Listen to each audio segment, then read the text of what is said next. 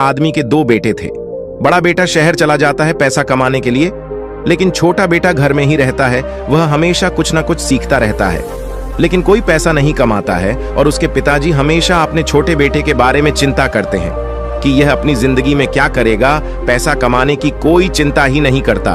वह खाएगा कैसे, पिएगा कैसे, यह सोच सोच के हमेशा परेशान रहते थे। ऐसा नहीं है कि वह आदमी गरीब है, उसके पास बहुत ही धन संपत्ति है, लेकिन वह चाहता है कि अपने दोनों बेटे को अपने पैरों के ऊपर खड़ा करे, ना कि अपने बाप की कमाई हुए पैसों को बर्बाद करके खाली हाथ बैठा रहे। वह आदमी अपने बेटे को अपने आप की तरह अमीर और पैसा वाला व्यक्ति बनाना चाहता है, और जब भी लोग देखें उस व्यक्ति को यह कहे कि आपका बेटा खुद की पैरों पर खड़ा होकर इतना धन संपत्ति बनाया है, इतना अमीर बना है, ना कि उनके बाप की कमाई हुई पैसों से वह अमीर बना है। इसलिए वह व्यक्ति हमेशा अपने दोनों बेटे को पैसा कमाने की बात करते रहते हैं। और बड़ा बेटा ने अपने पिता की बात मानते हुए बड़ा बेटा ने शहर चला जाता है नौकरी करने के लिए, और छोटा बेटा घर में ही रह जाते हैं।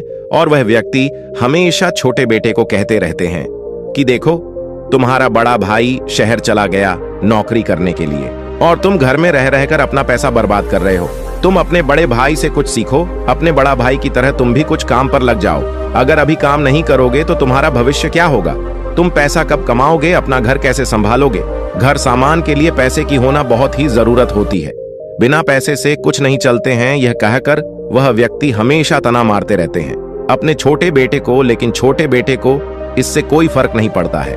वह अपने काम में लगे रहता है, हालांकि उससे कोई पैसा नहीं मिलते हैं, लेकिन उसको पता है आज जो काम करेगा वह कभी ना कभी काम आएगा।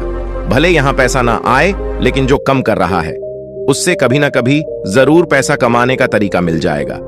वह यह भी सोचता है कि भले ही बड़ा भाई शहर जाकर पैसा कमा रहा है, लेकिन बड़ा भाई को कोई काम नहीं आता है, वह कोई काम सीखी ही नहीं। वह दूसरे के यहाँ काम कर रहा है, लेकिन खुद का काम नहीं कर रहा है। अगर वह व्यक्ति वहां से निकाल देता है तो क्या होगा? जब तक वहां पर है तब तक वह पैसा कमा सकता है, लेकिन जब घर आ जाएगा तब वह क्या करेगा? ना उसके पास कोई काम का एक्सपीरियंस है, ना वह कभी सीखने की कोशिश की है, और ना ही वह सीखना चाहता है। वह सिर्फ पैसा कमाना चाहता है, पैसा के पीछे भागता है। लेकिन मेरा उद्देश्य वैसा नहीं। मैं पहले काम सीखना चाहता हूँ, पैसे के पीछे नहीं भागना चाहता। एक दिन वही काम जो आज मुझे भले ही पैसा नहीं दे रहा है, लेकिन वही काम एक दिन मुझे इतना ज्यादा पैसा देगा कि मैं गिनते रहते जाऊंगा, लेकिन गिनना खत्म नहीं होगा। दोस्तों, वीडियो के अंत तक बने रहे। इस तरह से मिलते जुलते और एक आप लोगों को कहानी सुनाना चाहता हूं, जिससे आप लोगों को बहुत ही मोटिवेट मिलेगा। दोस्तों, वीडियो में नहीं है तो चैनल को सब्सक्राइब कर दीजिए, क्योंकि वीडियो तो बहुत लोग देखते हैं, लेकिन सब्सक्राइब बहुत ही कम लोग करते हैं, और लाइक भी बहुत ही लोग कम करते हैं। इसलिए लाइक और सब्सक्राइब कर दीजिए, ताकि मैं आप लोगों को अच्छे से अच्छे स्टोरी दे पाऊं। चलिए स्टार्ट करते हैं। एक नगर में घनश्याम नामक एक बहुत ही धनवान सेठ रहता था। बहुत सी संपत्ति उसे अपने पिता की विरासत में मिली थी, और कुछ संपत्ति उसने अपनी सोच और अपनी समझदारी से अर्जित की थी। सेठ के दो बेटे थे। यहाँ उसका बड़ा बेटा बहुत ही होनहार था, वही छोटा बेटा उसके व्यापार में उसकी कुछ भी मदद नहीं करता था। वह अपनी दुनिया में ही मस्त रहता था। उसे नई नई चीज सीखने का बहुत ही शौक था। कभी वह संगीत सीखने लगता तो कभी कोई दोस्ती कला सीखने लगता था। वही उसे सेठ का बड़ा बेटा व्यापार का लेन देन देखता था। सेठ को हमेशा लगता था कि मेरा छोटा बेटा मेरी संपत्ति को नष्ट कर देगा, क्योंकि वह तो बेफिजूल की चीज सीखता रहता है। वह अपने बड़े भाई से कुछ क्यों नहीं सीख लेता? यह बात उसके मन को बहुत आघात पहुंचती थी कि मेरा छोटा बेटा अपने जीवन में क्या करेगा, ऐसे वह अपने जीवन में उन्नति करेगा और कैसे ऊंचाई को हासिल करेगी। एक दिन उसने अपने दोनों बेटों को अपने पास बुलाकर कहा कि यह धन संपत्ति मैं बहुत मेहनत से खाड़ी की है, लेकिन जब तुम मेरी संपत्ति का सही उपयोग नहीं करते तो मुझे बहुत दुख होता है। तुम अपने आप की हालत को क्यों नहीं समझते हो? अपने बड़े बेटे की तरफ इशारा करते हुए उसने अपने छोटे बेटे से कहता है कि तुम अपने बड़े भाई से कुछ क्यों नहीं सीख लेते? जरा देखो अपने बड़े भाई को, व्यापार को उसने कितना फैला दिया है, और एक तुम हो कि व्यर्थ की चीज सीखते रहते हो। तुम्हें संगीत सीखना है, अरे क्या करोगे? व्यापार में मेरा हाथ क्यों नहीं बढ़ते हैं? कोई नई चीज क्यों नहीं सीखते जिससे कि तुम अच्छा धन कमा सकूं? जीवन में धन अर्जित करने के बारे में क्यों नहीं सोचते?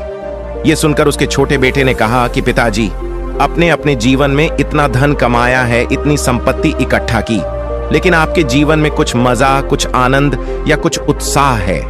आप सिर्फ धन कमाते हो और धन कमाने के पीछे आप व्यर्थ की चिंताएं करते रहते हो, जबकि आपके पास इतना सारा धन पहले से मौजूद है। पिताजी, मुझे संगीत सीखने में ही आनंद मिलता है। मेरी धन के प्रति कोई रुचि नहीं है। धन हमारे पास इतना ज्यादा है तो मेरे धन की प्रति रुचि क्यों होगी? आप खुद सोचिए। यह सुनकर सेठ तिल मिला उठा और वह अपने बेटे की तरफ उंगली करते हुए बोला कि तुम्हें लगता है कि यह संपत्ति, यह धन सब व्यर्थ है?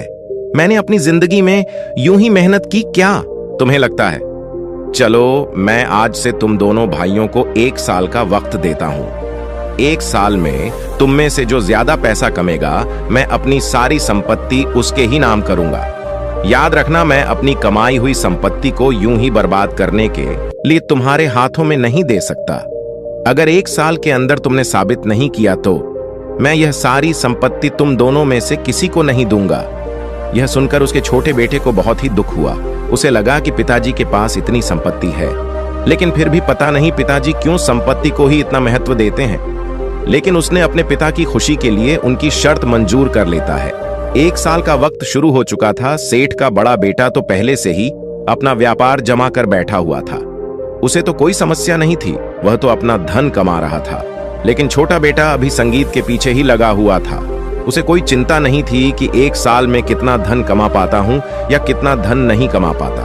वह तो बस अपने संगीत सीखने के मग्न में रहता था। धीरे धीरे समय के साथ बड़े भाई को लगने लगा था कि सारी संपत्ति मेरे हिस्से में आने वाली है, इसलिए वह निश्चित होकर अपना व्यापार कर रहा था। और वही सेठ का छोटा बेटा इन सब चीजों से अभी बिल्कुल बेखबर था। उसे कोई चिंता नहीं थी कि उसके हिस्से में कितनी जायदाद आएगी या नहीं आएगी। लेकिन जैसे जैसे समय बीतने लगा और 1 साल का वक्त नजदीक आ चुका था, तभी एक चमत्कार हुआ। किसी ने नहीं सोचा था कि ऐसा हो सकता है। यहाँ तक कि उसे सेठ के छोटे बेटे ने भी ये नहीं सोचा था कि उसकी किस्मत इस तरीके से अचानक बदल जाएगी। एक दिन वह जब अपनी संगीत की रियाज कर रहा था तो उसे शहर का सबसे बड़ा कलाकार वहीं से गुजर रहा। तभी उसे कलाकार ने उसे सेठ के छोटे बेटे को संगीत बजाते हुए और खाते हुए देखा, और वह कलाकार उसकी संगीत से इतना प्रभावित हो उठा कि उसे अपनी आने वाली फिल्म में संगीतकार का पद सौंप दिया। संगीतकार उसे जमाने में भी बहुत ही ऊंचा पद माना जाता था, इसलिए अचानक से सेठ के छोटे बेटे की किस्मत बदल चुकी थी। अब उसके पास धन की कोई कमी नहीं थी। जब भी कोई नया संगीत गाता तो वह उसे बहुत धन अर्जित कर लेता था। इसीलिए बहुत ही कम समय में सेठ का छोटा बेटा बहुत धनवान बन चुका था। उसे संभव के साथ बेहद खुशी भी हुई। उसे कभी लगता नहीं था कि उसका छोटा बेटा जीवन में इतना कामयाब हो सकता है, लेकिन अपने छोटे बेटे की कामयाबी की वजह से सेठ को अपने सिद्धांतों पर शक होने लगा था। उसने जो धन कमाने के सिद्धांत बना रखे थे वह सारे सिद्धांत ठहरे थे। उसने सीखा था कि जीवन में अगर धन अर्जित करना है तो कड़ी मेहनत करनी पड़ेगी, लेकिन उसके छोटे बेटे ने यह साबित कर दिया था कि बिना मेहनत किए धन अर्जित किया जा सकता है। आप अपनी रुचि के हिसाब से काम करते हुए भी धन संपदा पैदा कर सकते हैं। इसलिए जब सेठ को विश्वास हो चला कि उसका छोटा बेटा धन कमाने के मामले में उससे भी ज्यादा सोच रखता है, तो एक दिन उसने अपने दोनों बेटों को अपने पास बुलाया। उसने अपने बड़े बेटे से कहा कि बेटा, आज जो बात मैं तुमसे कहने वाला हूं उसे बात का तुम्हें बुरा भी लग सकता है, लेकिन अगर तुम अपने अहंकार को बराबर में रखकर सोचोगे तो तुम्हें यह एहसास होगा कि तुम्हारा छोटा भाई धन कमाने के मामले में तुमसे और मुझे भी ज्यादा समझ रखता है। यह बात मुझे आज तक पता नहीं थी, लेकिन अब मैं यह बात अच्छे से महसूस कर सकता हूं कि तुम्हारा छोटा भाई धन कमाने के लिए तुम्हें कुछ आसान तरीका बता सकता है। इसीलिए तुम अपने छोटे भाई किसी को छोटे में मत लेना। उसकी सिक को बड़े गौर और बड़े ध्यान से सुना, क्योंकि वह तुम्हारी जिंदगी को एक नई दिशा दे सकता है। इसके बाद उसने अपने छोटे बेटे को संबोधित करते हुए कहा कि बेटा, मुझे तो हमेशा यही सिखाया गया था कि जब तुम ज्यादा मेहनत करोगे तो ही तुम ज्यादा धन कमा पाओगे, लेकिन तुमने इस बात को गलत साबित कर दिया है। तुम बताओ, तुम्हारे हिसाब से एक इंसान जल्दी पैसा कैसे कमा सकता है? यह सुनकर उसके छोटे बेटे ने कहना शुरू किया। उसने कहा कि पिताजी, मैंने जीवन में कभी भी धन के बारे में सोचा ही नहीं था।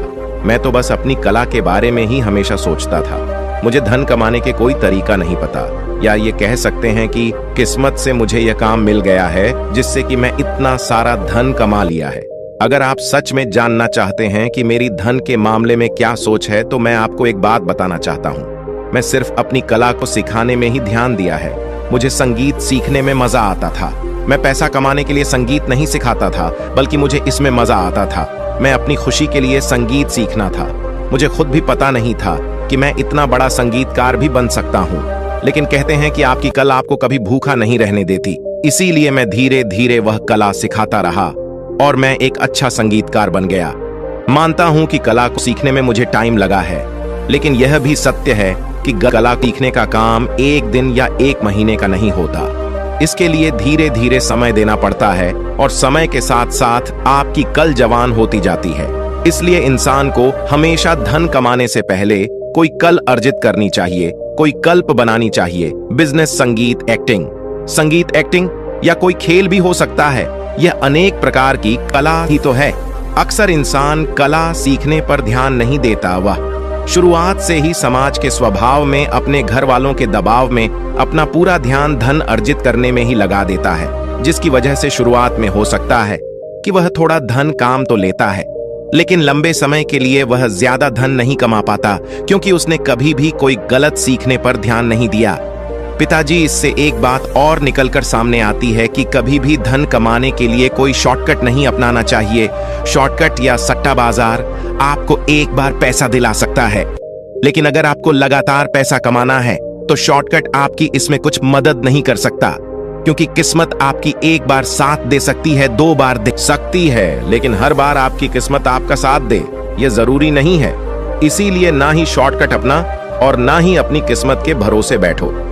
हमेशा इंसान को नजदीक के फायदे की बजाय दूर के नुकसान के बारे में सोचना चाहिए। कई बार हम ऐसे फैसले ले लेते हैं जो वर्तमान में तो हमें थोड़ा फायदा पहुंचाते हैं, लेकिन लंबे समय में वह हमें बहुत ज्यादा नुकसान पहुंचा। इसके बाद उसने कहा कि पिताजी, कभी भी पैसे को बांध कर नहीं रखना चाहिए उसे अपने पास। उन्हें लगता है कि मेरे पास धन जुड़ा रहेगा तो मेरे जरूर में वह मेरे काम आएगा, लेकिन यह धन ऐसी चीज है कि उसे खर्च होना ही होता है। आप उसे कितनी भी तिजोरी में रख लो, जितना भी उसे संभाल कर रख लो, लेकिन कभी ना कभी वह धन तो खत्म हो ही जाएगा। इसलिए धन को बांध कर रखने की बजाय उसे अलग अलग जगह पर लगा दो, जिससे कि आपका धन ही आपके लिए और ज्यादा धन कम कर दे सकता है।